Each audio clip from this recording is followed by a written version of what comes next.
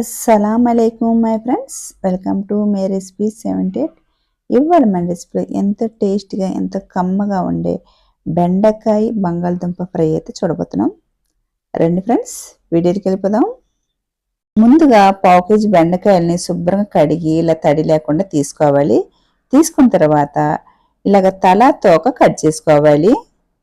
కుచ్చులు ఉంటాయి అక్కడక్కడ, అలా చూసుకొని కట్ చేసుకోవాలి. అలాగే ముదరదైతే కట్ చేయకూడదు, నేత అన్ని చూసుకొని కట్ చేసుకోవాలి. ఇలా కట్ చేసుకున్న తర్వాత ఇలా కటింగ్ బోర్డ్ మీద పెట్టుకొని కట్ చేసుకోవాలి. మనం తెచ్చుకునేటప్పుడే కొద్దిగా చిన్న సైజు బెండకాయలని తెచ్చుకుంటేనే బాగుంటుంది.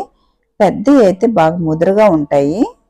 ఇలాగ అంతా కట్ చేసి తీసుకున్న తర్వాత ఇప్పుడైతే ఒక 2 బంగాళదుంప పైన తోలు తీసి ఇలాగ నీటిలో వేసి పెట్టేసుకున్నాను. ఈ బంగాళదుంపని మీడియం సైజులో కట్ చేసుకోవాలి. ఇలా 2 బంగాళదుంపల్ని ఇలాగ కట్ చేసుకొని ఇలా తీసుకోవాలి. ఇప్పుడు ఒక 2 ఉల్లిపాయలు తీసుకొని ఒక ఉల్లిపాయ వచ్చి సన్నగా కట్ చేసుకోవాలి, ఒక ఉల్లిపాయ వచ్చి నిలువుగా కట్ చేసుకోవాలి. ఇలాగా 2 ఉల్లిపాయలని ఇలా కట్ చేసుకోవాలి. ఇప్పుడు స్టవ్ వెలిగించుకొని స్టవ్ మీద కళాయి పెట్టేసుకోవాలి. ఇలా కళాయి పెట్టేసుకొని కొద్దిగా ఆయిల్ వేసుకోవాలి.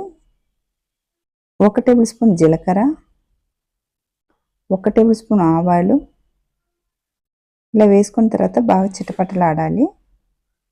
మీడియం సైజులో ఒక 2 వెల్లుల్లిపాయలు తీసుకొని ఇలా సన్నగా కట్ చేసుకొని ఇలా వేసుకోవాలి. ఇలా వెల్లుల్లిపాయలు కొద్దిగా బాగా వేగాలి. ఇలా వెల్లుల్లిపాయలు కొద్దిగా బాగా వేగిన తర్వాత సన్నగా కట్ చేసిన ఉల్లిపాయలు వేసుకోవాలి.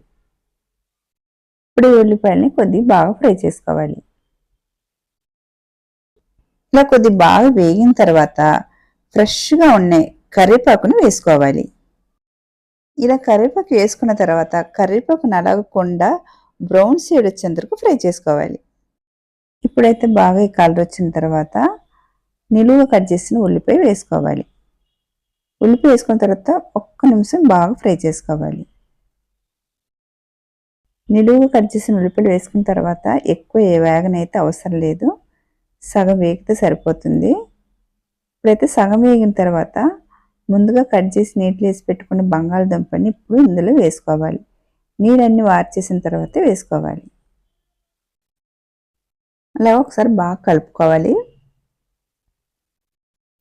కలుపుకున్న తర్వాత ఇప్పుడైతే మూత పెట్టుకోవాలి. నేనైతే నీళ్ళు వేయకుండానే బంగాళదుంపని మగ్గిస్తున్నాను. మీరు నీళ్ళు కావాలంటే కొద్దిగా వేసుకోండి. ఇప్పుడైతే బంగాళదుంపని 4 నుంచి 5 నిమిషాల వరకు లోపల పెట్టుకొని ఉడికించుకోవాలి. మధ్య మధ్యలో మూత తీసుకొని కలుపుకొని మూత పెట్టుకోవాలి. మంట వచ్చి హైలో పెడితే బంగాళదుంప అయితే లోపల దాకా అయితే ఉడకదు. ఇప్పుడైతే బంగాళదుంప సగం దాకా బాగా వేగిపోయింది. ఇప్పుడు ఇలా బాగా కలుపుకున్న తర్వాత ఇప్పుడు ఒక 1/2 టేబుల్ స్పూన్ పసుపు వేయాలి, సరిపడ కారం, ధనియాలు 1 టేబుల్ స్పూన్, జీలకర్ర 1/2 టేబుల్ స్పూన్ ఇలా వేసుకున్న తర్వాత బాగా కలుపుకోవాలి.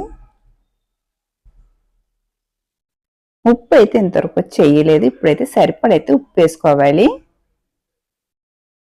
ఇలా ఉప్పు వేసుకొని బాగా కలుపుకోవాలి. ఇప్పుడైతే బంగాళదుంప అయితే ఉడికిందా లేదా చూద్దాము. చూసారా, ఉడికిపోయింది. ఇప్పుడు దీంట్లో కట్ చేసి పెట్టుకున్న బెండకాయలని ఇప్పుడైతే వేసుకోవాలి. మన బంగాళదుంప వేగటానికి టైం పడుద్ది, బెండకాయలు అయితే తొందరగా వేగిపోద్ది. ఇప్పుడైతే బెండకాయలు వేసుకోవాలి. ఇలాగా బాగా కలుపుకోవాలి. ఇలాగ ఒకసారి బాగా కలుపుకున్న తర్వాత ఒక 5 నిమిషాలకి హై ఫ్లేమ్లో పెట్టుకొని ఉడికించుకోవాలి. ఇప్పుడైతే మధ్యలో ఒకసారి తీసుకొని కలుపుకోవాలి. లేకుంటే అడుగు పట్టేస్తుంది కాబట్టి మధ్యలో తీసుకొని ఇలా బాగా కలుపుకోవాలి మధ్య మధ్యలో. ఇప్పుడు మరొకసారి మూత పెట్టుకోవాలి. మరొకసారి మూత తీసుకొని ఇలా బాగా కలుపుకొని ఇప్పుడైతే ఉప్పు అయితే సరిపోలేదు, మరి కొద్దిగా అయితే ఉప్పు వేసుకోవాలి. ఉప్పు వేసుకొని బాగా కలుపుకోవాలి. ఇలా కలుపుకున్న తర్వాత మెంతాకు అంటారు, మెంతాకు అంటే ఎండబెట్టిన మెంతాకు. ఆ మెంతాకుని తీసుకొని బాగా చేత్తో నలిపి ఇప్పుడైతే దీని మీద ఇలా వేసుకోవాలి.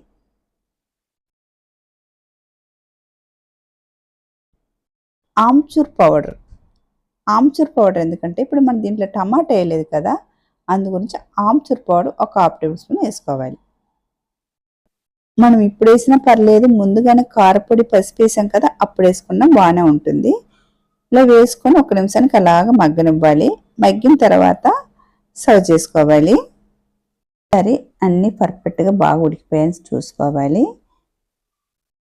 సరే, బంగాళదుంప స్మూత్గా దిగిపోతుంది అనమాట. ఇలాగా బెండకాయని కూడా ఇలా తీసి చూస్తే తెలిసిపోతుంది, బాగా ఉడికిపోయింది. ఓకే, ఇప్పుడైతే బెండకాయ బంగాళదుంప ఫ్రై అయితే రెడీ అయిపోయింది. అన్నంలోకి సైడ్ డిష్గా బాగుంటుంది, అలాగే అన్నంలో కలుపుకొని తింటానికి కూడా చాలా బాగుంటుంది. మీరు ఒకసారి తప్పక ట్రై చేయండి. మీరు ట్రై చేసి టేస్ట్ చేసి ఎలాగుందో నాకు చెప్పండి. అలాగే నా రెసిపీ మీకు నచ్చింది కనుకైతే లైక్ చేయండి, షేర్ చేయండి, సబ్స్క్రైబ్ చేసుకోండి. చూసేవారైతే ఒక లైక్ అయితే కొట్టేయండి. బాయ్ ఫ్రెండ్స్, మరొక వీడియోలో మళ్ళీ కలుద్దాం. బాయ్.